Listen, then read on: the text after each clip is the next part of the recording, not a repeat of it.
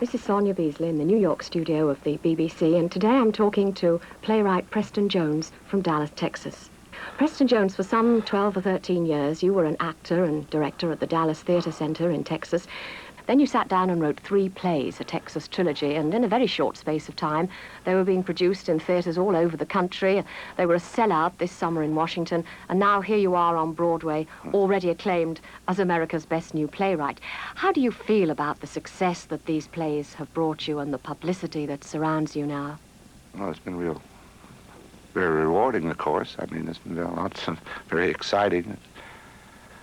Something that, if you're in the business, you dream about it, about it happening, and it's rather like a kind of like a dream, really. It's just this last year has been a real dandy. It's I've been on the go, ever since we started casting here in New York, and then on into Washington, and then back to Washington, and then now, today's the day in New York, and I don't know about all this prior acclaim. The proof is in the pudding, and the old pudding goes on tonight, I guess.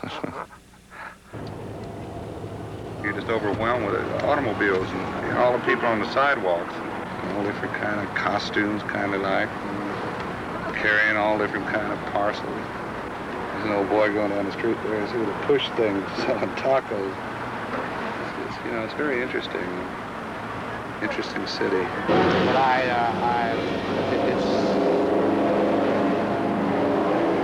don't ever think I could get really used to it. It's just way too cosmopolitan for me. I don't know that I could work here as far as writing. I'd have to be back in Dallas. I'd have to be back working.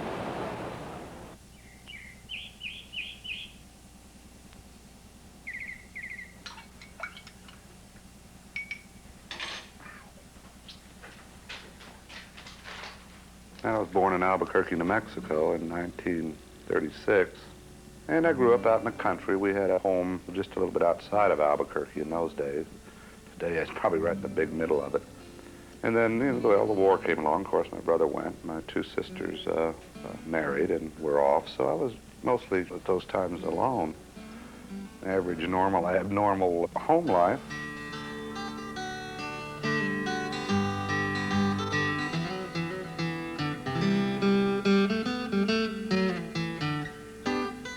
After I took my undergraduate degree, I was wanting to go to graduate school. And I got a job working on the highway department in Colorado City, here in Texas. And I liked that part of the country very much.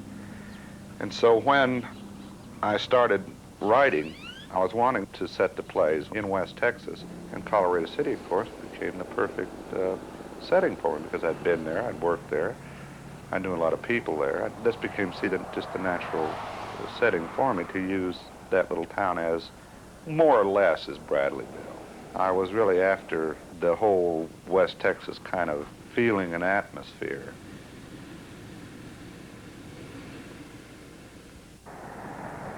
I guess that was one of the things that got me to writing Luann, Hampton, Laverty, Oberlander, thinking back on the people that had stayed different places that I knew. Here in Luann, she's talking about being in the town and about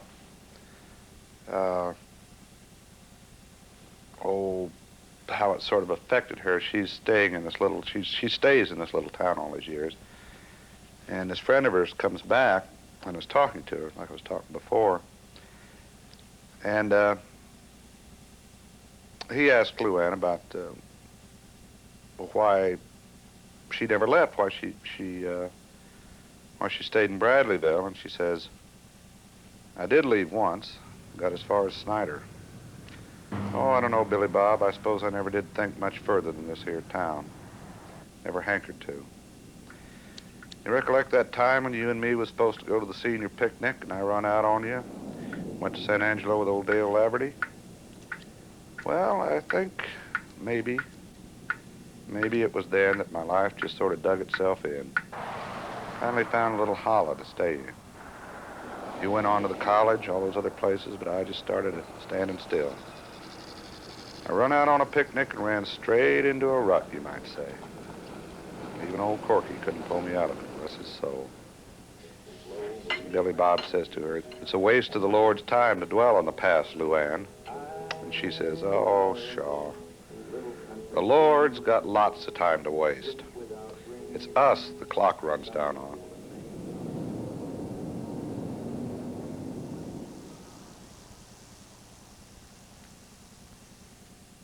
I'd been at the University of New Mexico.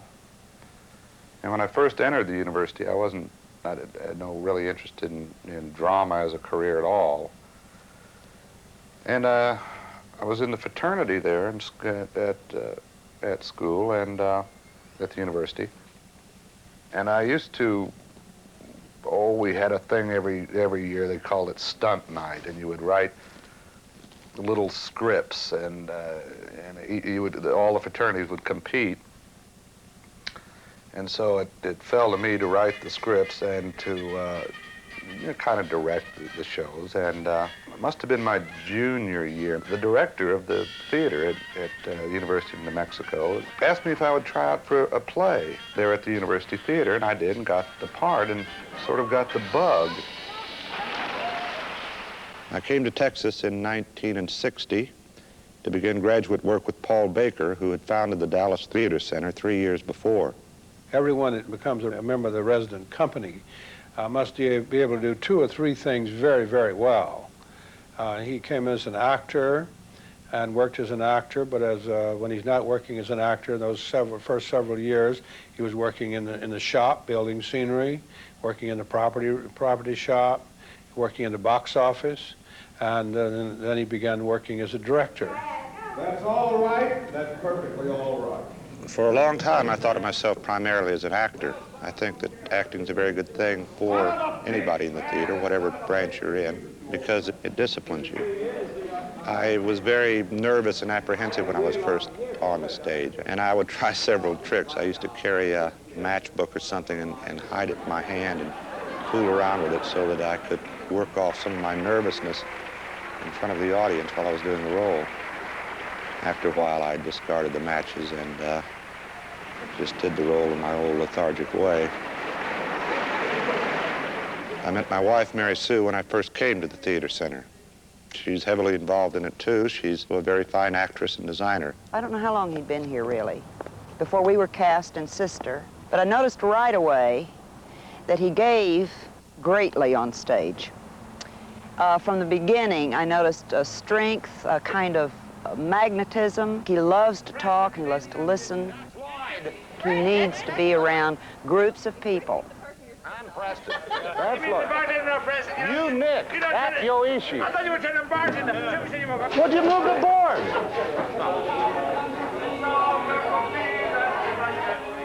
Go ahead. All right, now I'm going to get serious here.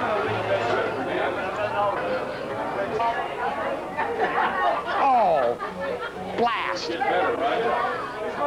He does not worry about tomorrow or next week.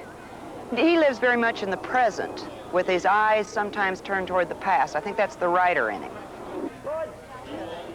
I'm sure it's an individual thing. I've never really talked to other actors in depth about this, but it always seemed to me that you put yourself as an actor so much into the show that it's almost like cotton candy. It's an impermanent thing. That's when I started working on my sculptures. I felt after 5 or 6 years in the theater that I wanted to create or do something in a more permanent way.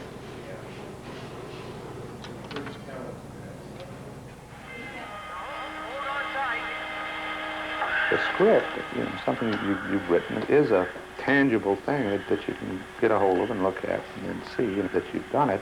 I've always really wanted to write, and 3 years ago now, I thought, well, now, by golly, I've got this idea. I've had it in the back of my mind for a long time about this girl in a West Texas town. And just went page by page and mistake by mistake. I would find myself going up blind alleys with it and coming back again. But the idea was there, and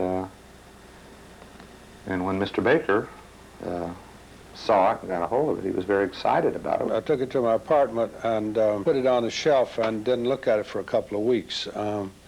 Then one night I couldn't sleep, so I woke up about 3 o'clock and got up and said, oh, well, I might as well read that script or look at it. And I couldn't put it down. It was, I believe the first one was Lou Ann Hampton Laverty, Overlander. I was terribly excited about it, and I rushed over to talk to him about the script. And just a short time after that, he gave me, must have been a month later, a couple of months, Preston probably knows better than I do, he gave me a second script of The Last Meeting of the Knights of the White Magnolia. So we decided that the thing to do was do them in the down center stage in a small theater seating 55 people. I was in a fraternity, as I mentioned earlier, in college. I was a Kappa Alpha. This was during the 50s, and they had great lists out of subversive organizations, and some of them were really weird. But I ran into this name that was called the Knights of the White Camellia. What interested me was, how does any organization just stop? I mean, surely there's got to be a last place where the last guys get together. That got me going on this play, Last Meeting of the Knights of the White Magnolia. L.D. Alexander is the imperial wizard, and everything is really broken up. It's the end of the meeting. People have run out, people have left, people have gotten mad at each other and run out. And the only people left in the room at that time are Red Grover and L.D. Alexander. L.D. says to Red that although things are looking bad right now, the brotherhood, you see, the idea is still going to continue. Red says, the brotherhood. My God, the brotherhood. Jesus Christ, L.D., wake up. Get back on the goddamn planet. The brotherhood ain't anymore. The brotherhood ran out of here with Ronnie Roy and Milo. The brotherhood fell on its ass with Skip over there. The brotherhood got carried out of here with a dying old man. There ain't gonna be no stinking Knights of the White Magnolia, 'cause the Knights of the White Magnolia idea is gone. Finished. All washed up. So, I guess it just leaves you, L.D., the only true believer. L.D. Alexander, supermarket manager and keeper of the White Magnolias. Well, let me tell you something, Brother White Knight, Imperial Wizard. You don't put down all the sons of bitch freedom riders and minority bastards with all this crap anymore. You gotta look for the loopholes, pal. And all them anti-segregationists squawk about lunchrooms and schools all they want. In my place, I simply reserve the right to refuse service to anybody. Look for the loopholes, pal.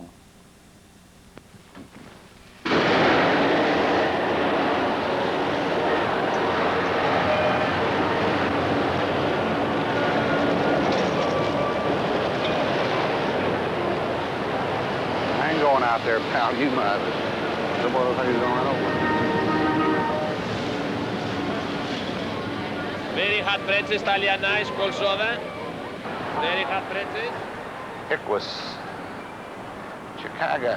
Go Chicago. California sweet. Debbie Reynolds show. Looking good there, Debbie. Looking good. And here we got a man standing on Marquee. A Texas trilogy. Very exciting full-length plays by somebody. Right by Ben Edwards, costumes by James Lou Ann Hampton Laverty Overlanders. Yes, looking good, New York, looking good. Very nice pictures. Most of them from Washington. Good picture, Lou Ann. All right. Maybe they'll give me this billboard once the thing closes down. Hell of a thought. Well, I had completed these 2 plays and it just sort of became academic that we put the 3rd one in and make it a trilogy. And I considered really a lot of alternatives before I wrote Oldest Living Graduate. I had, thought of writing a play about some of the other characters that I had written in Magnolias and Lou Ann. However, the people who had seen these plays were so taken with the Colonel. And at one point in Last Meeting of the Knights of the White Magnolia, I talked briefly about the Colonel's family. So, using that, I started to work then on Oldest Living Graduate. Well, the thing that's always bugged me, that stays with me constantly, is time. and time and its effect on not only on people's lives but on the environment they live in, and the positions of time as far as people are concerned, like a woman and her child, you know, and then given a space of time, then then the woman becomes the grandmother, the child becomes the mother. It's a very interesting thing there. That's, of course, the universal theme that stays with us all the time. And I touch with it a little bit in Oldest Living Graduate when the Colonel starts talking about things that he remembers and times that have gone by. And he says, "The things I've seen and remembered in this country is all gone now. Even the sounds of things is gone." That's right. Even the sounds of things. The creaking noise the saddles used to make when we went to work of a morning, and yelling, dogs barking, horses stomping, snorting and farting around.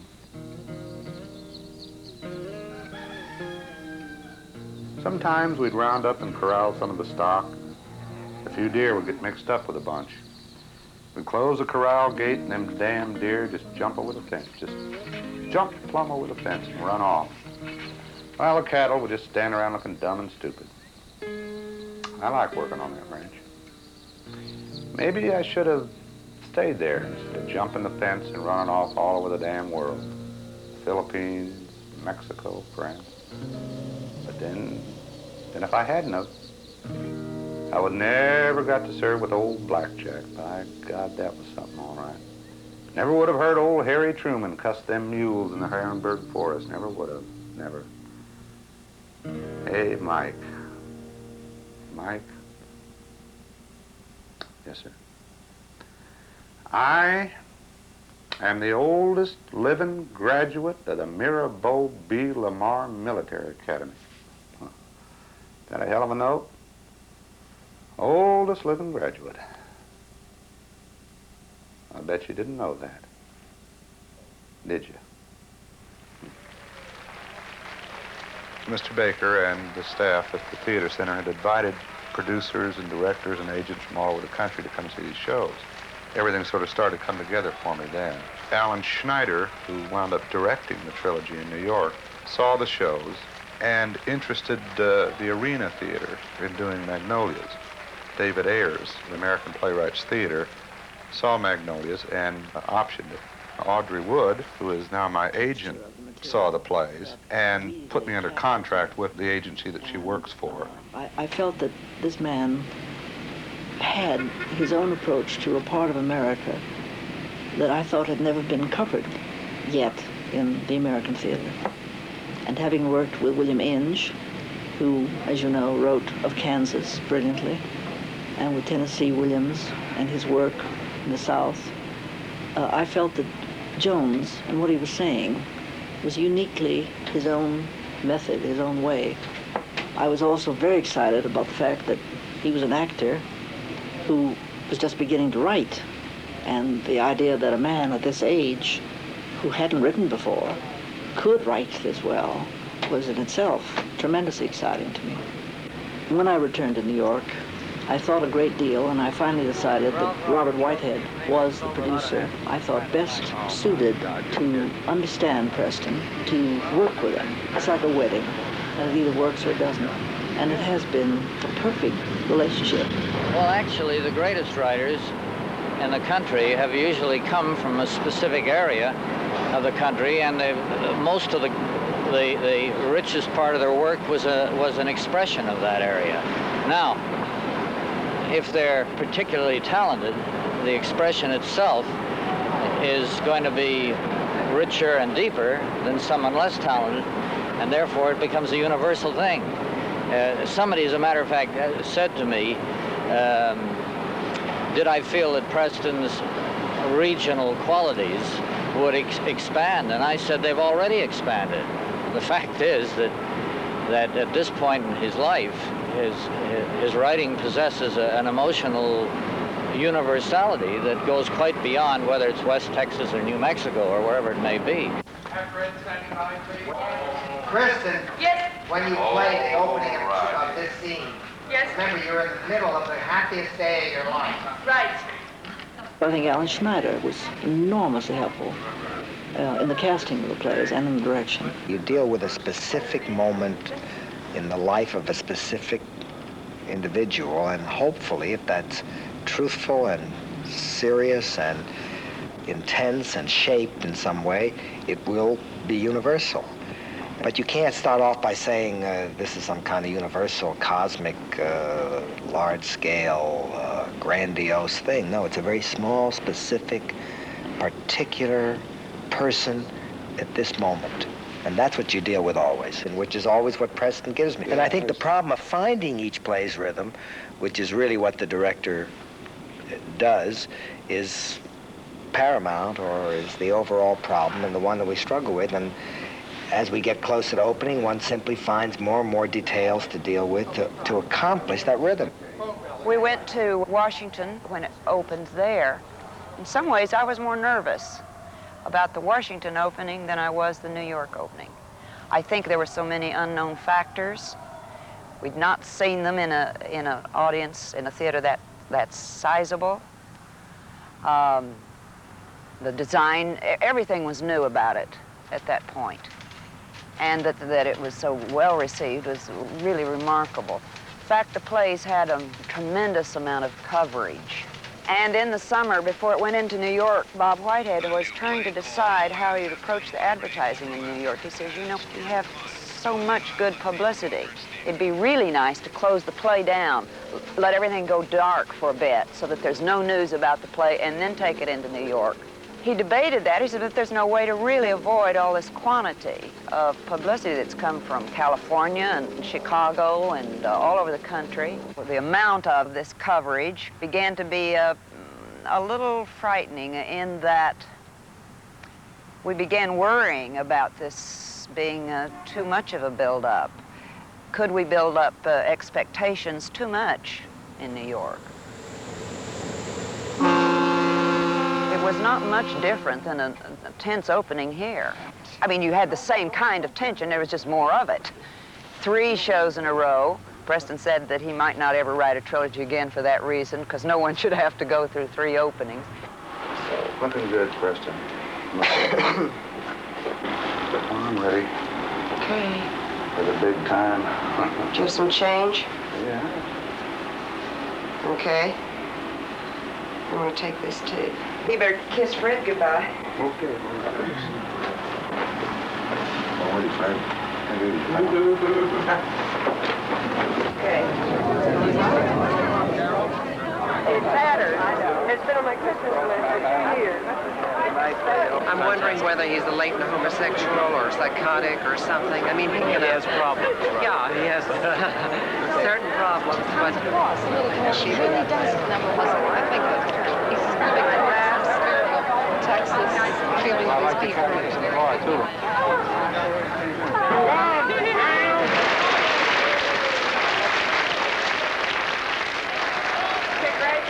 Well, thank you, sweetheart. Thank you very much. Thank you very much. Can we take you here for a second? You bet your boots, sir. Just as soon as I can. Boy, you are gorgeous playwright. Well, thank you very much. It's Thank beautiful. you. Thank you.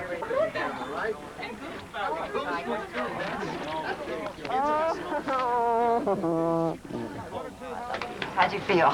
Great. You gotta look that way, Preston. Oh. Deeper into the room. Yeah, because we Can we go deeper into No. You don't have to go in back. I mean, just back there. Okay. How you feel? You don't know how I'm you feel. down on how I feel. I don't know what the hell you know. Good enough. Frank. I'm going to ask you if people get a little closer in this way. Sure. That's it. I can't move this thing here. Lovely. Great. Perfect. Thank you. Thank you. Looking good. Looking good. Thank you. All right, fine. Hey, Josh, look at here. My God. It's all over We got for a you. wire on you. I couldn't have done it without your words. Couldn't have done it. Preston, he's got his hand on my ass. Can you get the right hand down there somewhere?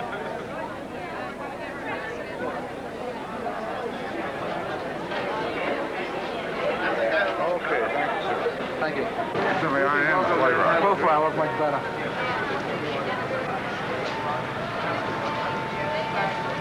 Thank you.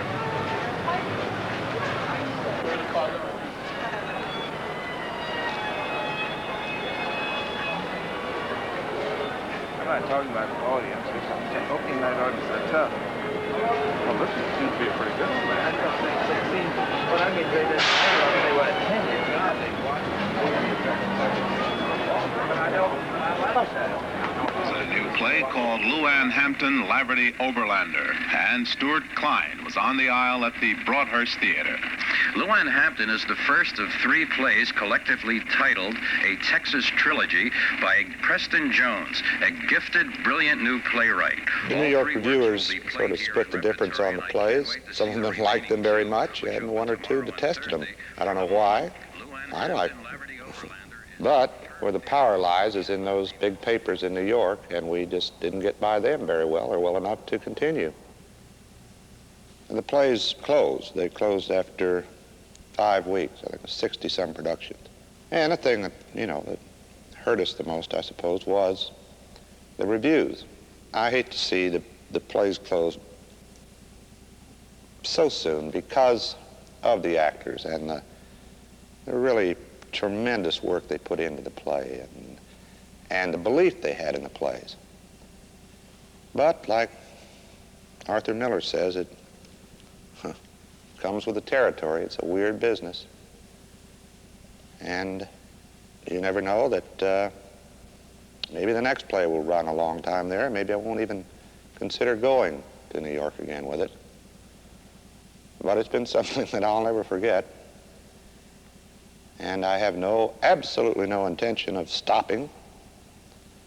I'll go once again into the breach with this new play of mine, Place on the Magdalena Flats. And if Region is thrown at me again, well, there I am again, folks. I feel sometimes there's a line, if people remember it in Luann, and Charmaine goes to see her father. Her father and mother are divorced. And I don't know if you remember the line or not, where Charmaine says, well, I don't know really what I expected. She had, once again, never seen her father. And she goes to San Angelo, the next town, where her father works for a livestock hauling company, and she just sees him.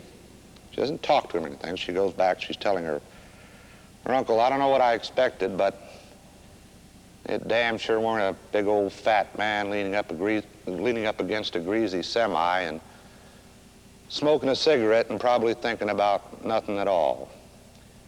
Well, my analogy for that was, I don't know what I expected, but it damn sure weren't a bunch of fat old critics leaning up against a greasy city, smoking cigarettes and probably thinking about nothing at all.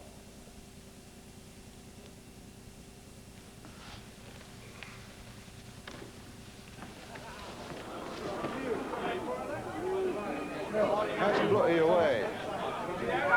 Of course I'm out. God, that's the pressure, Hey, don't rip your pants off.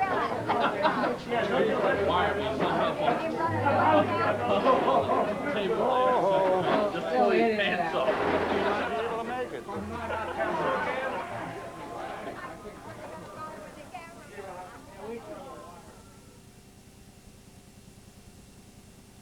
Major funding for this program was provided by the Texas Commission on the Arts and Humanities and the National Endowment for the Arts. Additional funding was provided by the Corporation for Public Broadcasting.